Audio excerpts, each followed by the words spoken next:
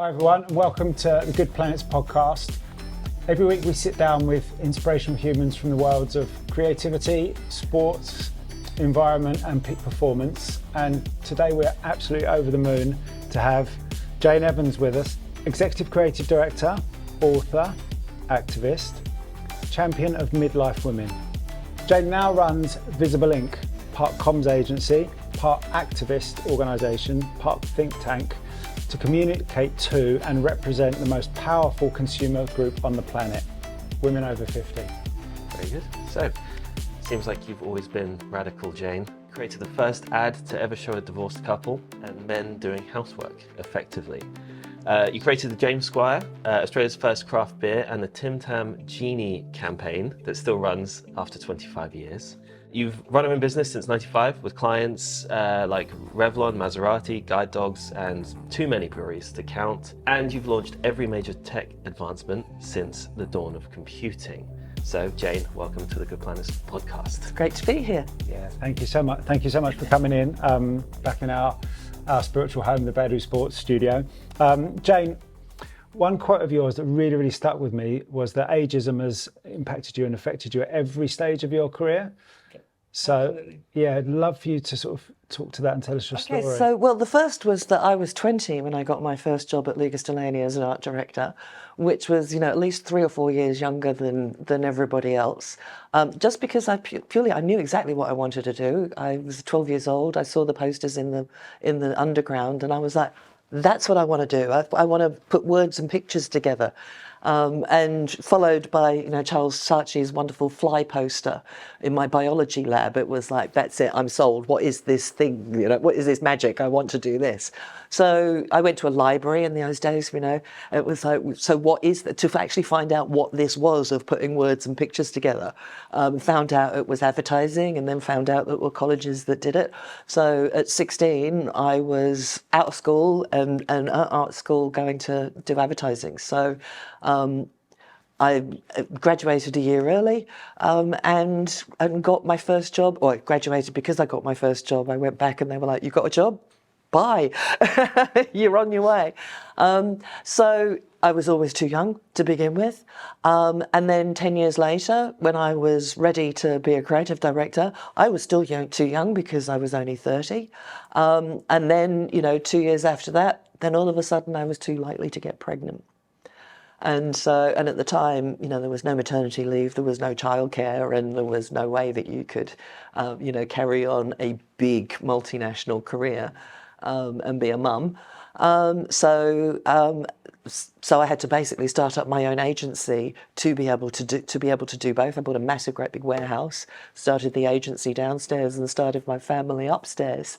And then, ran my own agency for quite some time. And was very successful, but I got used to it. The industry started to niche. Everybody was being niched, and I just created a great beer brand, so all of a sudden everybody else wanted me to create a beer brand, and 10 years later and 18 beer brands later, it was like, I don't even like beer. It's like, how did I get stuck in this rut? And so my eldest daughter got offered a place at the Brit School. She actually ended up going to Elam instead. And my youngest was about to start high school, so I came back to the UK from Australia and took my maternity leave. I'd never had maternity leave. I'd always run my own business, so both of the kids were on the side of my desk after 3 days, and I was like, you know what? I'm taking some maternity leave. I'm going to take 2 years maternity leave, and I went to the National Film and Television School to study storytelling for the screen. Anyway, 2 years, as I'm sort of coming to the end of that 2 years, this figure came out that only 3% of the world's creative directors were female. This was in 2015. And so I was probably the most ridiculously overqualified woman for the role. And so it was like, you know what, Jane, it's your duty, you need to get back in. And for anybody listening, the reason why that's important is because ultimately creative directors are who chooses what we see. So for only 3% of the ads in the world to be approved by women was just horrendous to me. So I, as I said, stuck my hand up very loudly. Here I am, here I am. I have never hit so much such an ism in my life. I'd always faced, sexism, the ageism was just ignorance really more than anything else. This was when the double whammy absolutely hit hard. And I mean, I would go for interview. So Cindy Gallop, I did it was actually a Tumblr post back at the time of all the things that people had told me that I couldn't do in the industry. And, it was like, girls can't do beer. I created this beer. You can't do this. And the last one was what a headhunter said to me, which was, if you want a big job again, Jane, you're going to have to take 10 years off your CV and get a facelift. And I put up this whole thing, and within the Women in Advertising, this spread like freaking wildfire. So Cindy Gallop sort of basically sent this out to every agency in town and went, you need to see this woman. Like this, I think 3 people actually took note of it. And one of them was like, Jane, I'd give you a job, but you'd end up as the old woman at the back of the creative department doing the shit that nobody else wants. And, the ageism that I faced, I mean, I remember there was another one. I wish I could remember the actual wording. I must sort of actually try and get it so I can actually say it off in one go. But there was one that was like, we thought Jane's 50-something coolness was really great, but her work is not tech savvy. It's and it was just like this whole list of just tech rubbish, which was just like, oh, wow. So they're now saying it's not me that's old, it's my work that's old. And I was like, well, I've had a £250,000 TV budget for 20 years, but can't you look at that one from 20 years ago and see how radical that was then?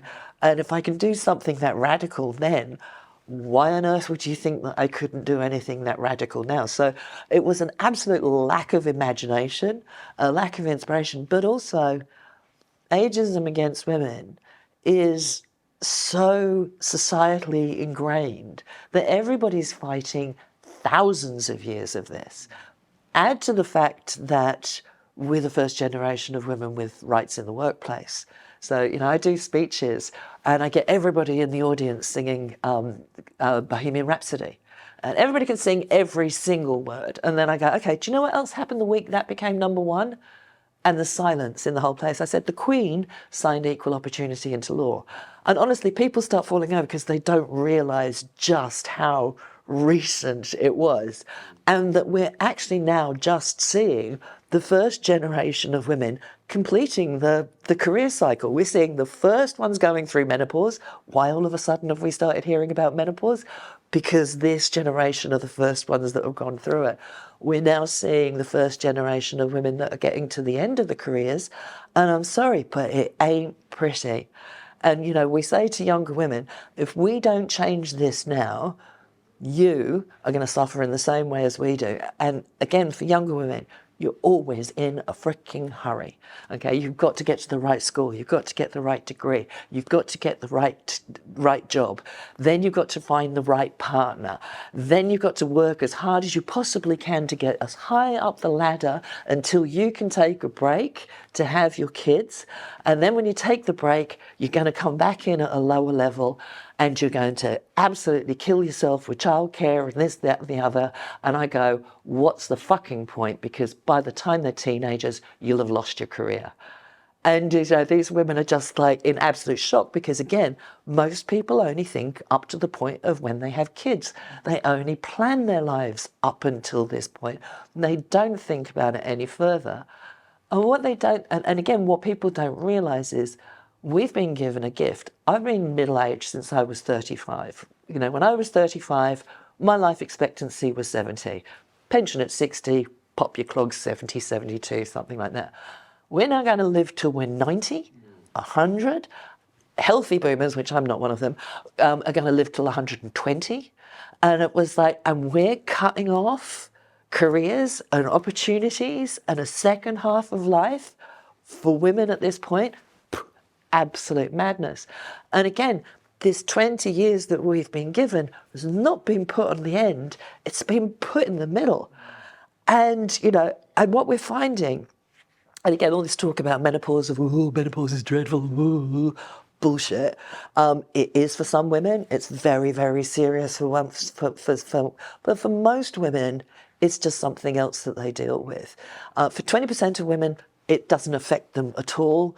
I think it's another 40% slightly affects them.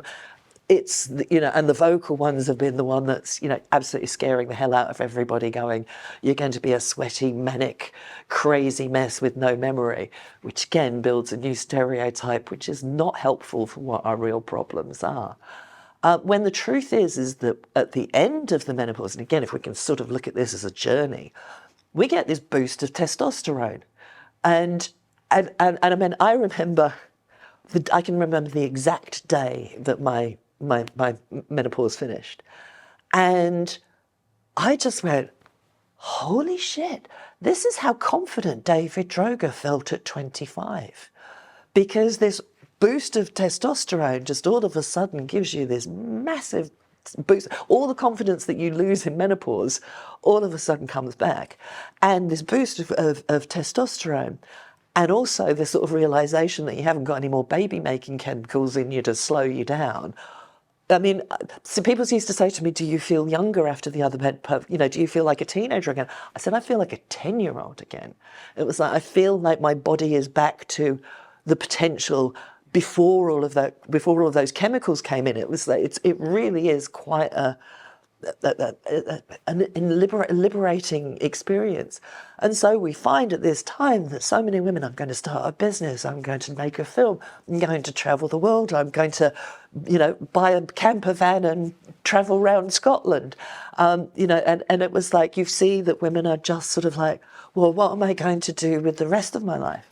For most of us, for an awful lot of us, we've always been beholden to other people, to our parents, what they expect of us, our school, what they expect of us, our partners, our work, our children. And so, so many times in our lives, we are so, almost everybody else has control over it to a certain extent. But there comes this time, and again, one of the great things about being invisible and being new at this stage, there are no rules at this point in life. There are no expectations of us. And so, I think the society's been, we'll hide them away, keep them invisible. But I think as more of us come together and more of us going, you know what, this is better than your 20s. This is better than your 30s. It was like, this is an amazing time of life. And get people to look forward to it rather than, oh my God, I'm getting wrinkles. Oh my God, I'm getting old. Oh my God, I'm falling apart. It was like, yeah, my knees are knocking a bit, and walking upstairs is a little breathtaking sometimes. But, it was like, my brain is working 1,000,000 times better than it's ever worked. And Cindy Gallop always says, you have 0 fucks left to give. It is so true. I don't give a shit. And the thing is I actually care more than anything else about people, the world, the planet, everything like that. I just don't give a shit what anybody thinks about me anymore. And all those years of, oh, my thighs, oh, my this, oh, did I say that? Oh, what do they think? I don't care, because I think you get to a point where it's like, look, people are either going to love me or hate me. It's like, I'm going to be Marmite. Well, fine. I'm quite happy to be Marmite. And the people that don't like me, I probably didn't like them anyway. And there's so we lose this people pleasing, we lose this care. And I think, again, we sort of get to the point of like, well, I know who I am now. And I'll accept the bits that aren't perfect. It's like, I'm not going to be on this constant self-improvement, It's done. I'm sorry, There's nothing's going to change. I've tried, but, I'm going to be stubborn, or I'm going to be, this is just who I am. And I think, we get to this sort of sense of authenticness. And so there are all these amazing, incredible women out there, but we're still... still society and the views and the fact that, once women have are no longer fertile, they've got no further use. I'm sort of saying, well, again, another thing's happened is with this longer lifespan, we've now caught up with the lifespan of whales. Now, whales are the only creatures, orcas, in fact, only 2 types of whales, and I can't remember the other one, there's 2 types of whales that go through menopause. Women and whales are the only two creatures on this planet that go through menopause. We've just caught up with the timeline of, or the lifespan of a whale. Now, what whales do is when the whales go through menopause, they become the leaders of the pod. And it just makes absolute sense. The people that have birthed and cared and taken care of the pod, once they no longer can give birth, then they become the leaders because they're the ones that care about everybody. So again, you know, it was like we need to start to get these new paradigms out there, these new images of what midlife women can be. And, you know, and again, we have to, we do a lot of training of midlife women. And, you know, most of the things that we have to learn are things that can be learned. Most of the things that we bring to a business are the things that can't be learned. So, you know, businesses are crying out for soft skills. You know, any woman that's got a kid to eat broccoli can get a client to buy anything. You know, it was like, you know, my daughters are 24 and 21, 25 and 22. I still have both of their diaries in my head all the time. I know, you know, oh, she's got this session here, or she's got that shoot there, or she's going to this gig here.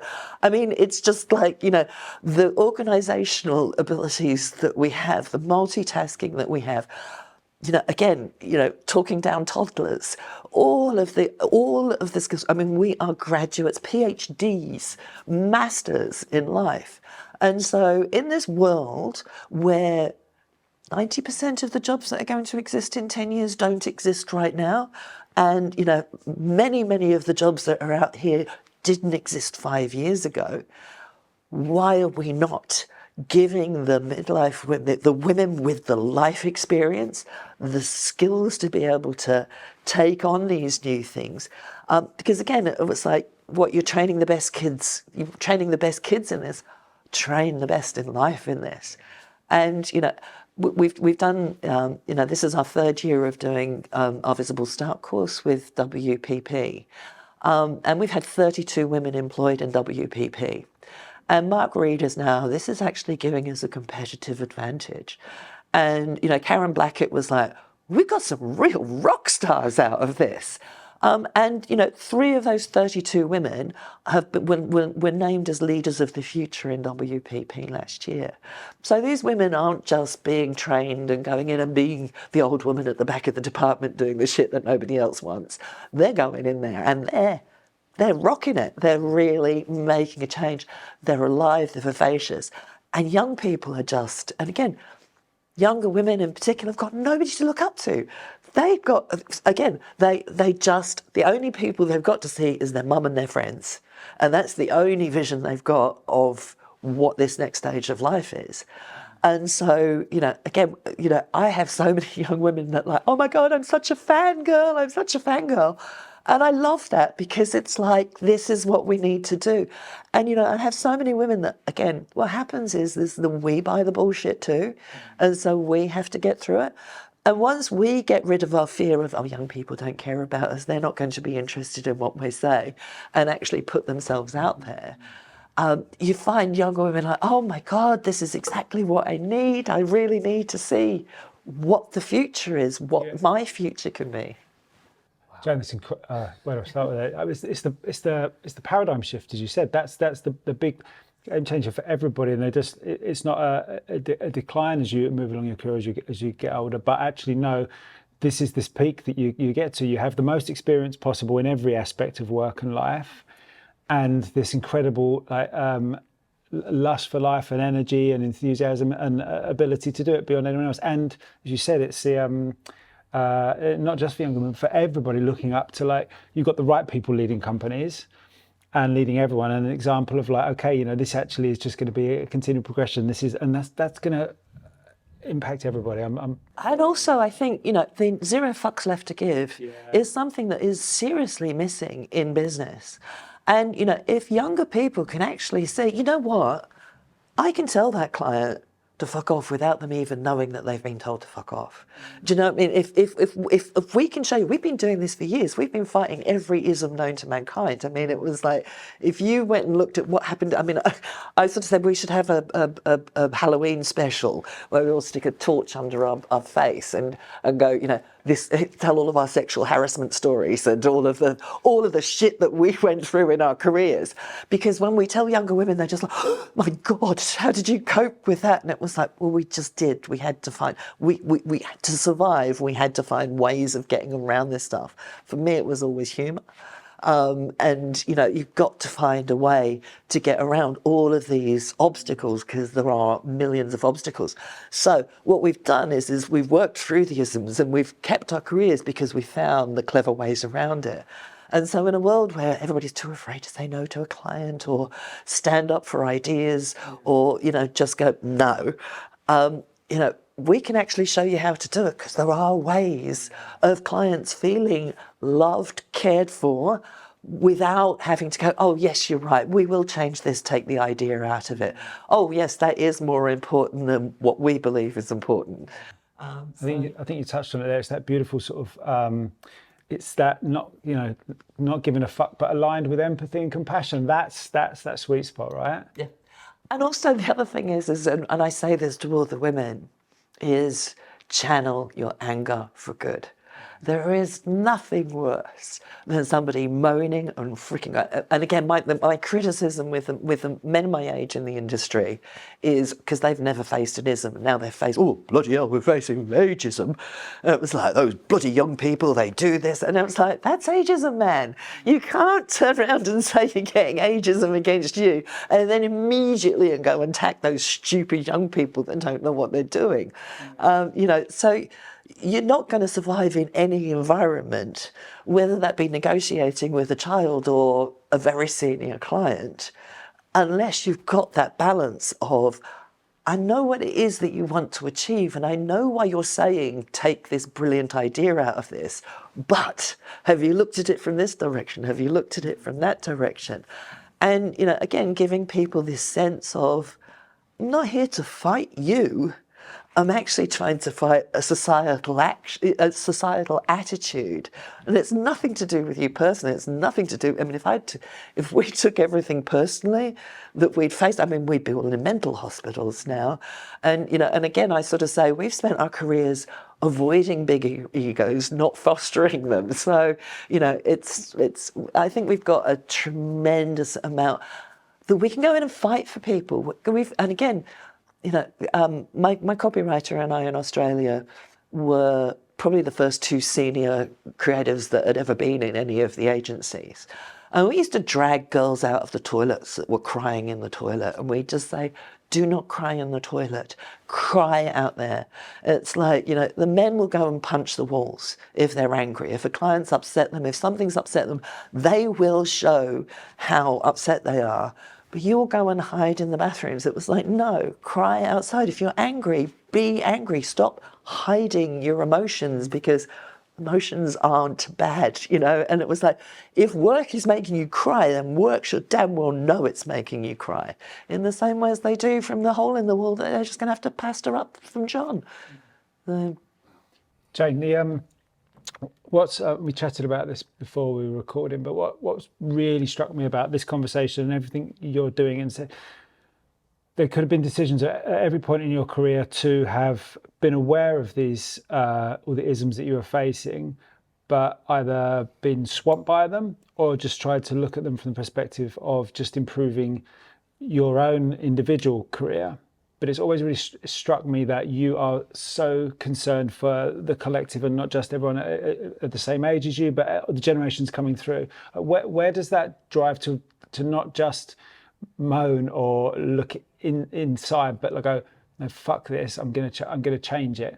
I think that is something, I think most people get into advertising because of the money, let's be honest. It's like, you know, it was glamorous, you had the name director in your name, it was, you know, and it was fun, and yeah, that's what everybody was attracted to. when you get into it, and I've heard this from so many women of my era, is once we got in, we realised just how bad it was that we had to change it, and that we were in there and it was up to us to do everything in our power to change it.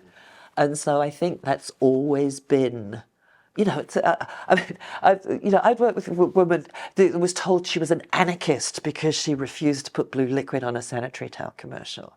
And she was, she was like, you employ me because I'm a woman, and then you want me to do something that I am telling you is like, we do not have blue blood. It's red. It's like, you know, and so we've always been in there.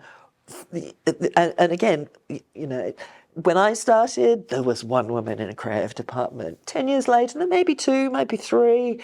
It was, you know, sort of, now it's far, far more equal, but we came in small numbers, but we all really wanted to make a change in our own way. So I think our generation women we've always been doing that. And it was like, and again, when we see a problem, because we're creatives, we don't just sort of, we go and explore the problem. We go and see what the problem was causing it, what are the solutions? And I think this was one of those problems that, and again, it was like, it hit at a time in my life where I had no brief and no client. First time ever in my life, I didn't have something in my brain that I was being paid to solve. And so I was like, well, midlife women are going to be my client, and midlife women are going to be my product, because I can't leave this brain doing nothing. And, you know, there is a massive communication problem that needs to be solved. Let's just rewind a little bit, and I'd love for you to actually frame Visbile Inc.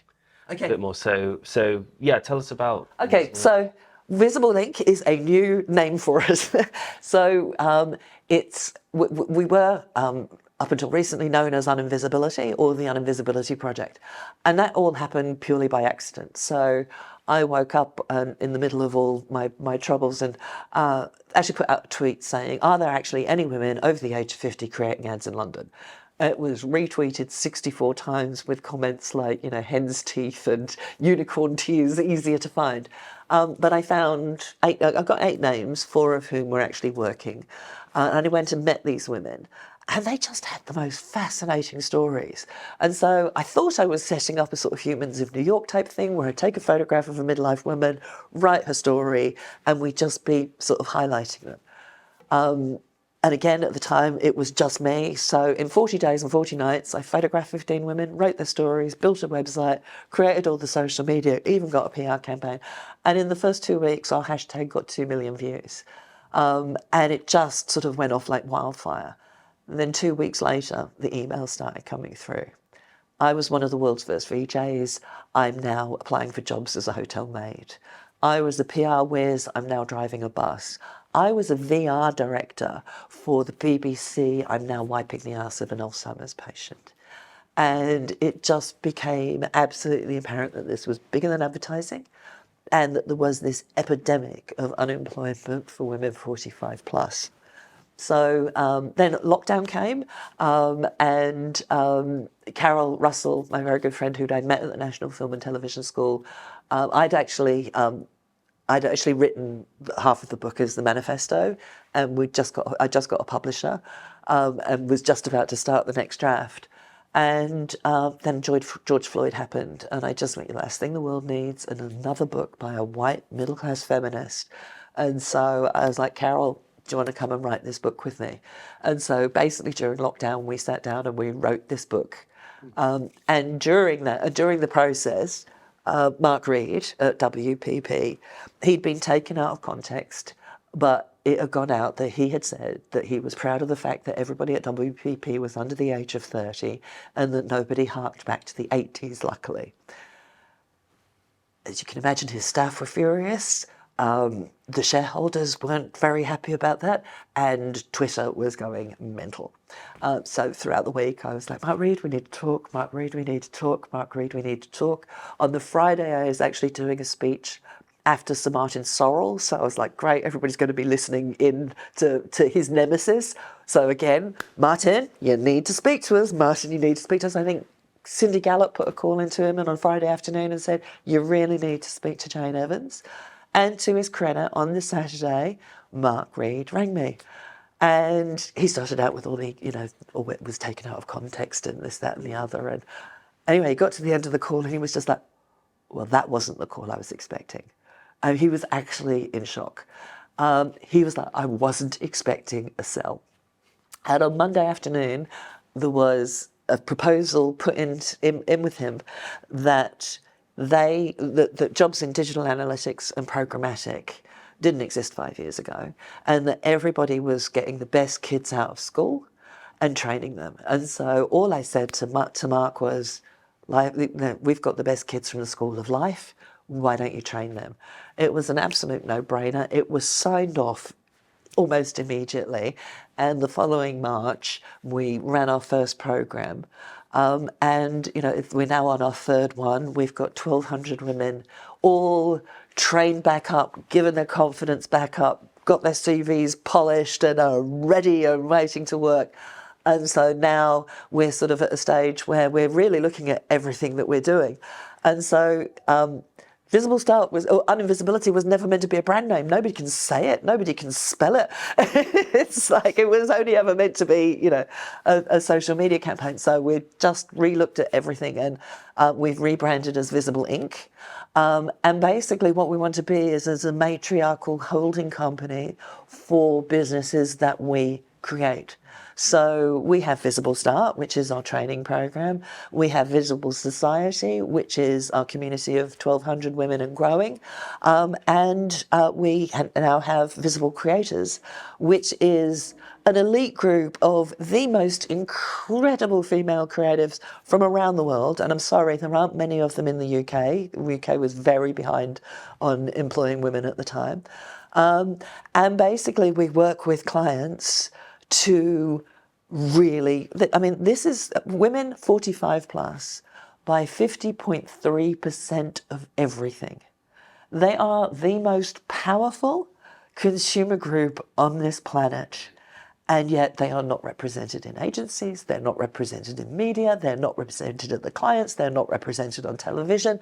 It is absolute madness. I get a massive sense of fearlessness from you and drive.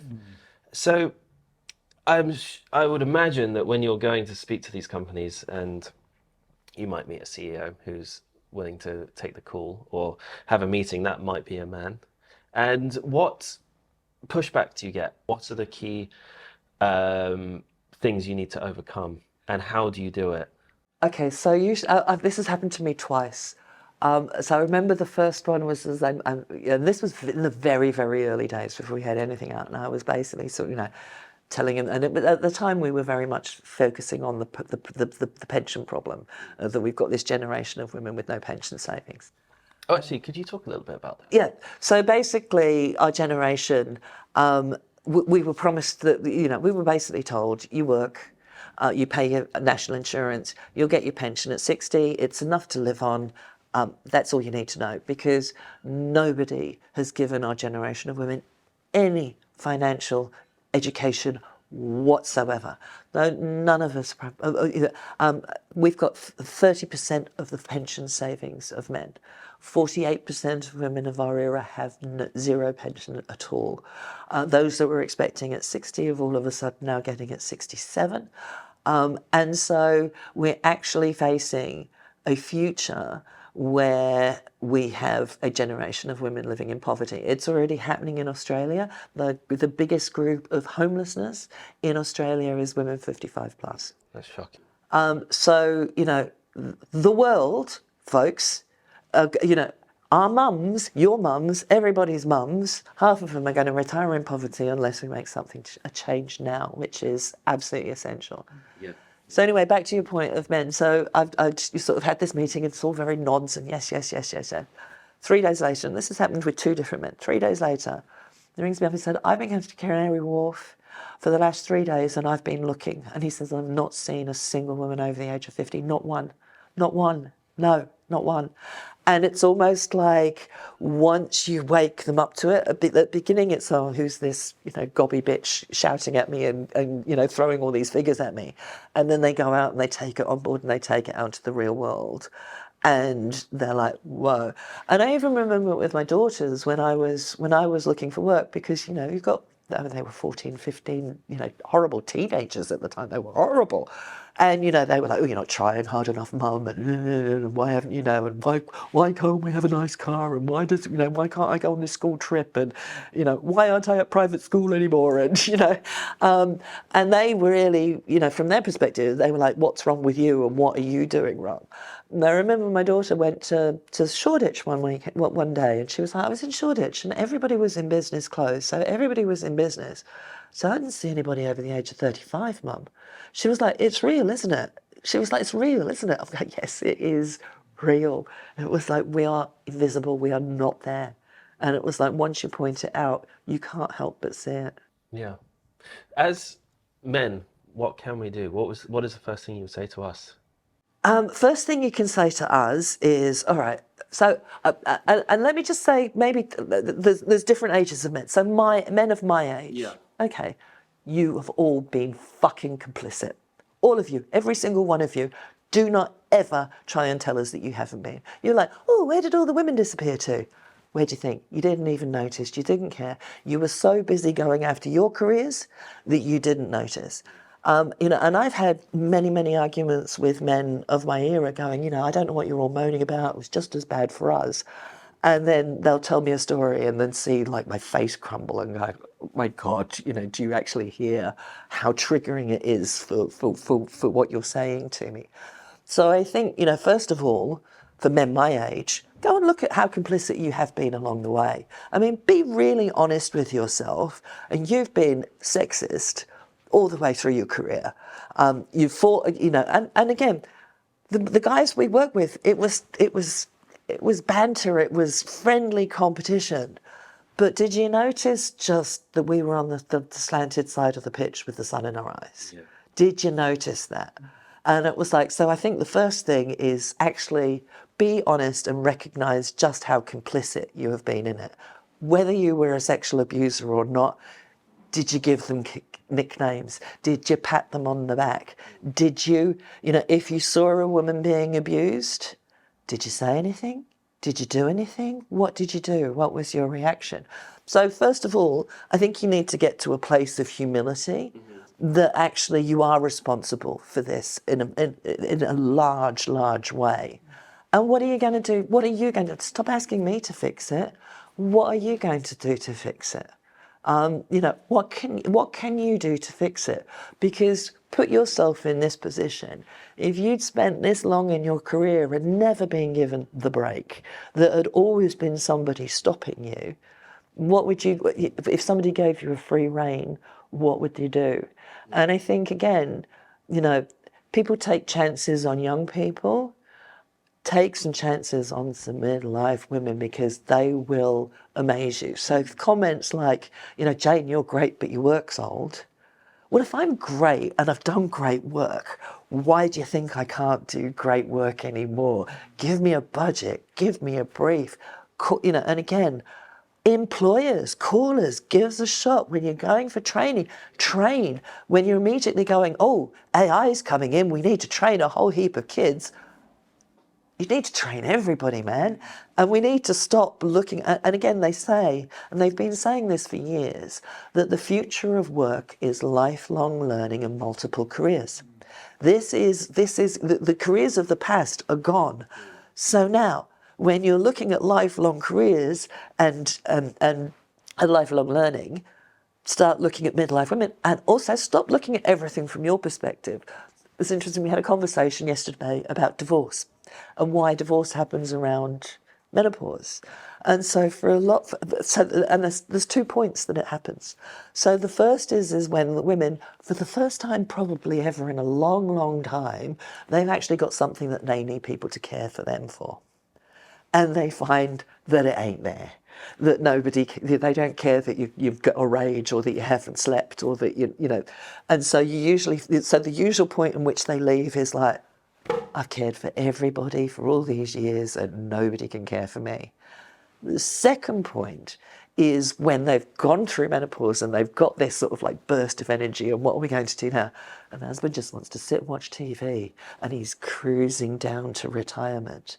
And so, again, men my age, if you're sort of going, oh, I can't wait to finish it all and just sit down and watch, and do nothing and play a few rounds of golf, it was like, just because you're feeling that way, don't imagine that we're feeling that way. For many of us, we're like, even pitch. I'm on the sun without the sun in my eyes. Come on, let me go for it. So I would be saying is, let's give these women the chances that they've always had to fight for.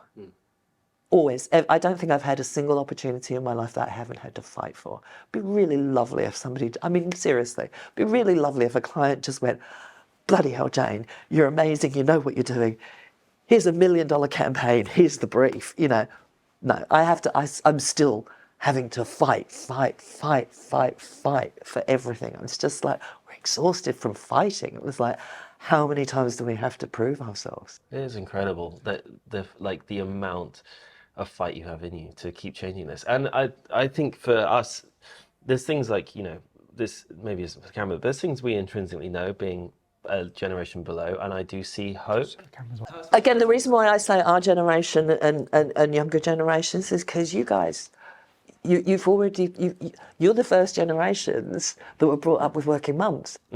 Yeah, very true. You're the first ones that actually came up with women that were working. So my generation, they were all like mummy's boys that were looked after. And I mean, again, it's interesting about your points about longevity and the working life and lifespan, and I love the reframing of lifelong learning. This is something that I'm interested in. And I think the younger you can be, today is the best day to start thinking about this, because, as you said, the people that are entering the workspace now are entering this new world where they may be working until they are 90, or who knows, right? How far this is going to stretch into the future. Who knows what technology is going to come up? Well, if we're saying, 80, 90, 100 is what we're going to be doing, or 120 if you're, my friend Karen that does yoga all the time, she'll definitely be one of those ones that does 120. But, if it's like, when the technology, when they've got technology, they can fix anything and do all of that, it's going to be 150, it's going to be 200 years. I mean, we've got to start looking at this. And again, one of the things that I find, and this is something that I'm really working on at the moment, is, and I read a report that we as a society do not have what we used to have, which was a positive view of the future. Yeah. So in the 60s and the 70s, oh wow, there's going to be jetpacks and flying to the moon, and and there was this sort of feeling that there's this really beautiful, exciting future coming. Now, everybody's thinking apocalypse. It's like the future of the world is AI taking over and sci-fi and this, that, and the other. And there isn't this joint view of a positive future. And for me at the moment, that's one of the things that is really, I don't think, and particularly of us that know tech and know what's coming from tech, we don't communicate that out to anybody. Everybody in tech sort of like talking, we can do this, it's all going to be amazing, and it's all going to, so and when you look at what is going to happen in the next 10 years, what an effect it's going to have on society, and yet tech's not communicating that out to anybody. And so, I'm sort of like, come on, guys. Yeah. Let's start, forget about selling your widgets and the this, that, and the other. You've actually got to start selling a view of why we're going through all of this, why there is so much turmoil at the moment. Why, it's not about, on a surface level, it is actually major technological change is going to change everything: warfare, governments, politics, voting, transport, every single part of our lives are going to change. And yet we're not telling everybody this is going to be amazing. Yeah, it's that intrinsic hope and optimism that drives everything, or blocks sort of everything, and then creates that sort of downward spiral of fear, isn't it? Yeah. There's two huge things. We were lucky enough to be in and listening on as an economist called Andrew Scott, and I bought his book, and he's very much like talking about, like, he's a world expert in the economics of longevity, and I was just blown away with, and also infused with so much optimism, because someone who's sitting here in their mid 40s and have had one big career change sort of 15, 16 years ago, but just to think, okay, wow, no, like, look forward with so much optimism, and with this, what you're going to do with those extra 20 years of life for us, and for my son probably an extra 30, 35, 40 years of life as well. How much more can you impact your health? You build on this. I might be sitting here at 46 and actually probably got biological age of whatever, 31, but it's like, oh, I'm a 31-year-old with 30 or 20 years of experience. It's kind of like build on this, that you can, like, it needs enough strong voices and examples out there of like, actually, don't believe in this, look this way, like, here you go. Like, this is, you can either look at, death, destruction, which is, there's a lot of it about at the moment. It's really easy to go, whoa, World War III, here we come. And it was interesting because, somebody interviewed me the other day and I was like, what's the thing you're most afraid of? I went, World War III. She went, that's really weird. My mum and my grandmother said exactly the same thing. And I said, well, I've never seen the world like this before. It was like, maybe you're all looking at this as being normal, but we're all looking at it going, there's something really bizarre going on. Yeah. But again, it was like, when you look at what is being developed for this world and the technology that is coming, it is incredible. But again, it's come into this fear of Big Brother, this, that, and the other. And but to your point, I mean, governments need to be ahead of this curve. Singapore announced, I think 2 or 3 weeks ago, they are sending 40-year-olds back to university. So they're actually bringing like the second university. So you can get a grant in Singapore at 40 years old to go back and retrain, because they're saying for a 40-year-old, everything that you learn at university is useless now. And it is. I mean, I went to art school, so it's, I find everything I learnt there is absolutely, I use everything. But I think, if you're going to study computer science, I mean, what they learn in what is 64 bits, 10 bits, 10 bobs, a bit of basic. I mean, it was like, what a computer scientist would have learnt in the 80s at university, a teenage coder will learn in the first year of high school. So when you said that, the high percentage of jobs, even like 5-10 years ago, that don't exist now. Well, obviously the training wasn't there for them either. So it's both need to like come back in and yeah. So we've got to start. So again, we've got to start this view of education isn't just for the young. It was like education is for all of us throughout the whole of our lives. And again, one of the reasons why I'm so sparky and fierce and fighting is because I just keep on reading amazing stuff, that amazing things are happening. And, even in this world that seems bizarre, there is still great hope. Jane, I just want to take a moment and just acknowledge everything you've done throughout your whole career, especially what you're doing now. It does feel like a lot of those first really critical examples of successful midlife women are now in there winning these awards, becoming the new leaders. This is like the change the last few years especially is happening because of the pioneering work you're doing.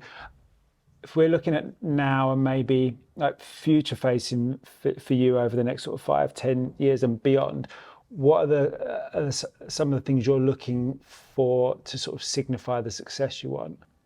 Okay, so first of all, we've been consulting with agencies and clients for 5 years. Nobody has given us the creative work. Nobody. And it's like, everyone's like, no, this is ours, you can't touch it. I had an example with one client. I'd been speaking to them for 2 years. I'd actually written about them in our book and said, you've got to talk to us, you've got to talk. I mean, you are our classic, you're a product for us, you've got to talk to us. I finally get the phone call. I'm like, yes, great, come to the meeting, go to the meeting, and some young juniors there presenting their work, and they were ringing me to ask me what I thought. I told them to fuck off. And I rang my business partner afterwards. I'm sorry, Jackie, I just told him to fuck off. And she was like, what? And I went, look, I'm sorry. If they had had a product for the black community and they didn't have a single black person on the team, would they have the guts to ring a black woman and ask her what she thought? Would they? And it was like, it didn't even occur to them of just how offensive it was to have a 25-year-old girl reading me a story that is so fucking wrong it is not true. And so they said, well, can you give us an advice on it? I went, no, sink or swim. If you haven't got anybody on your team, sink or swim. And so, I just find it absolutely incredible that they're all like, oh, yeah, no, we'd like you to come in. We'd like to know your language. We want to know all about midlife people. Will they actually employ us to do the creative? Will they give us a brief? Will they give us a budget? No. I just find it. And so that's what I'm sort of fighting for now is, come on, clients. This is the most powerful consumer group on the planet. Whoever actually takes this seriously, whoever has the guts to talk to us how we want to be spoken to, it's a prize. It's such a major prize. But everybody's too scared. Again, one of the things we say is, we're not your mum. And most people, their only image of a midlife woman is their mum, and it's deferential, and they wrap us in cotton wool, and they somehow think that we get easily offended. We grew up we're all punks. We grew up with the young ones of Monty Python. It was like, we were the first, the 60s were the first, but, we created pop culture. We were growing up. Why on earth do you think we would not be into pop culture anymore? And, things like, I always sort of say to women my age, would you ever have worn your mother's clothes? And all of us are like, God, no, never in a million years, wouldn't have dreamt of it, wouldn't even look in a wardrobe. And it was like, do you actually have anything left in your wardrobe from your kids? It's like, no. It was like, I actually have to fight to wear something new before they nick it. It was like, because they do, they just, so we're a very, very different generation of women than there's ever been. And we're the first generation of women where there are plenty of us to be able to write our own fucking narrative. And nobody has had the guts to go, you know what, we want to reach this audience, we really want to reach them, rather than, it's still, we want to pay lip service. And again, things like menopause. Oh, look, midlife women, they're the most important things. What should we talk about them? Ooh, menopause. It's the least of our freaking problems. It really, it's gendered ageism. And again, gendered ageism, unemployment, invisibility are so much higher up than menopause, which is dealable and tangible. It's all the untangible things that are really hard to deal with.